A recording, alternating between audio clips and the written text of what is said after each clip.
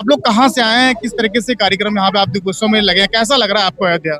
हमें आके बहुत अच्छा लग रहा है और हमें बहुत भाग्यशाली है जो राम जन्मभूमि में हम लोग यहाँ आए।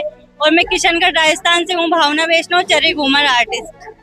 अच्छा, ये आप लोगों का कोई ग्रुप है कि मतलब आप लोग अपने निस्वार्थ भाव से आए हैं, ऐसा कुछ क्या? नहीं, ये मेरा ग्रुप है जो मैं 15 साल से मतलब चरी और घूमर भवाई ये सब लोक नृत्य में करती हूँ और ये मेरा 15 लोगों का ग्रुप बना हुआ है। मैं किशनगढ़ से हूँ। राम भक्तों के लिए क्या संदेश देना चाहते हैं आप अयोध्या से और भी देशवासियों के लिए? अब ये बोलेगी। हमारा तो यही, हम तो आए, हमें बहुत अच्छा लगा यहाँ पे आके और आगे भी ऐसा ही रहे, हम आते रहे। बहुत बहुत बहुत अच्छा लगा हमें।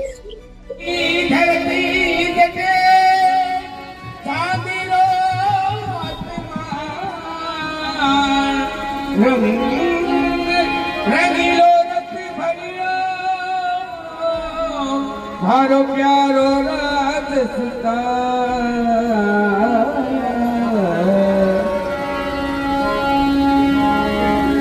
ओ हमारी ओ घूमरे थे जाने की नाली माई मारी ओ घूमरी थे जाने की राली